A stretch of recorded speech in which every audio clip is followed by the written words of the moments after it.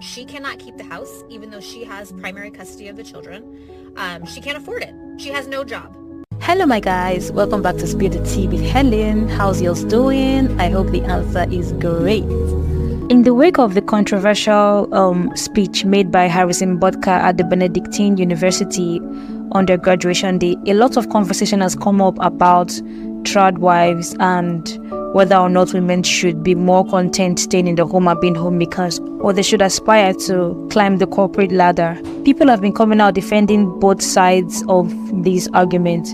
Some women believe that, well, women should be Tradwives and it is okay to want to be Tradwives. Others believe that it is very dangerous for a woman to lay down all her earning power and depend solely on a man. We live in a day and age where traditional homemaking has been forgotten about and even looked down on, where women are fighting to be in the same positions as men, indoctrinated to focus more on their careers and less on the home. When God created men and women more than just biologically different, our roles are meant to complement each other, not to compete. Our husbands are to be the breadwinners as we are to be the bread makers. Somewhere along the line, feminine has been replaced with feminism with the sole purpose of keeping women out of the home, which forces those to rely on the government to teach and raise our children. Marriage is falling apart because the God who created it is being left out of it, and an overall disconnect in the home because the one created to nurture it has been empowered to neglect. Now, what I'm going to say might trigger, maybe might trigger the Tradwives, because I believe that currently they are the ones who are pushing this agenda even more than the feminists who are advocating for women to be financially capable and able. Personally, I could never be a Tradwife. Even if I were being paid monthly by my husband, I would still not want to be a Tradwife. I think it's been really interesting to see how shocked people are by the term Tradwife and how they seem to think it's some new way of living, like it's some unprecedented new trend. Like, have you seen these millennial and Gen Z girls? They just want to be at home with their kids. They want to have husbands and they want to take care of their husbands. They want to cook and they want to clean and they want to wear dresses. It's insane. When in reality, it's literally like the oldest lifestyle in the book. Before this, they were just called stay-at-home moms, and before that, they were just called women. But now our society has gone so far in the feminist direction that anybody who wants to live like a little bit old school and a little bit like how women used to live is fringe, right? Like an extremist. And I just think about how so many of us, since we were little, we were raised in this kind of boss babe feminist society that told us you can be so much more than just a mom. You can be so much more than just a wife. And so many of us listened and we, tried to climb corporate ladders and we boss babed so hard. Now,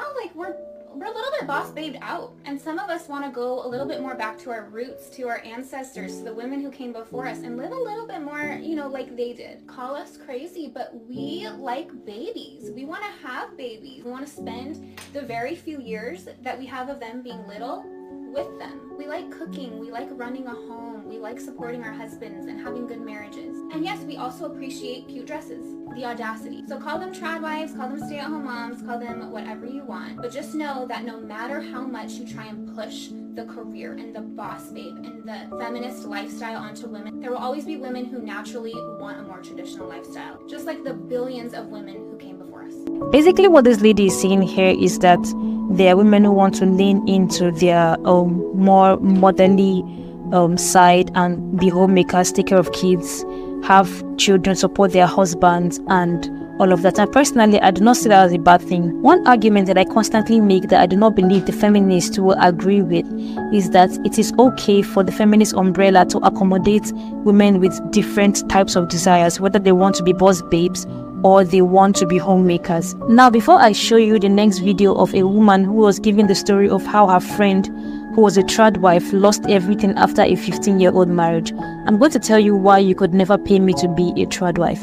Now, I understand where these Tradwives are coming from, that they feel like they will not be able to effectively run a home and be there for their kids and watch their kids grow up if they also have to handle jobs and careers.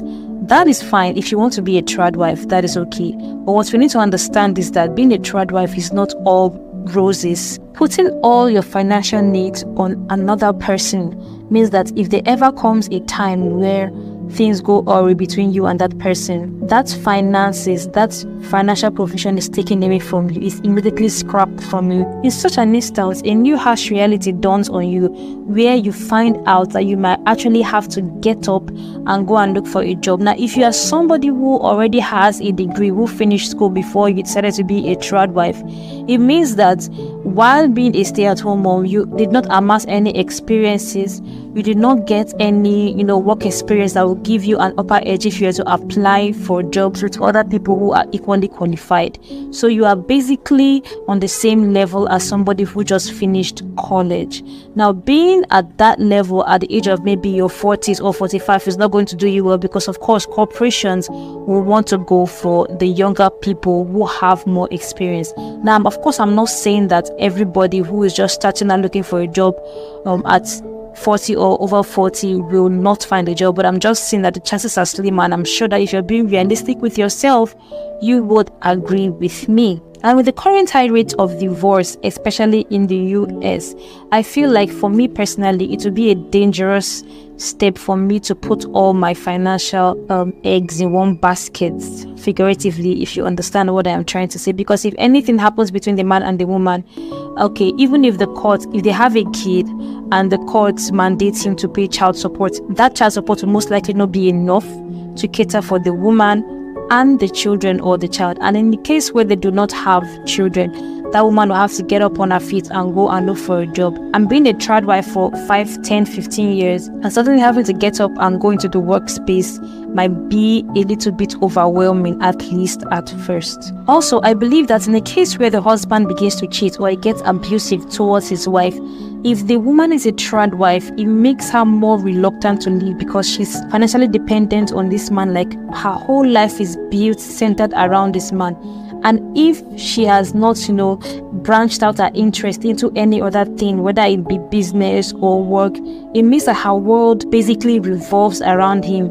And without him, there's almost nothing left. And the base of most of the arguments these tradwives make is that they want to go back to how their mothers and their grandmothers used to live in the 1950s, the 1960s. But what we need to understand is that marriages lasted longer during that period, either because the man was a good man or the woman was patient enough to endure anything that came her way.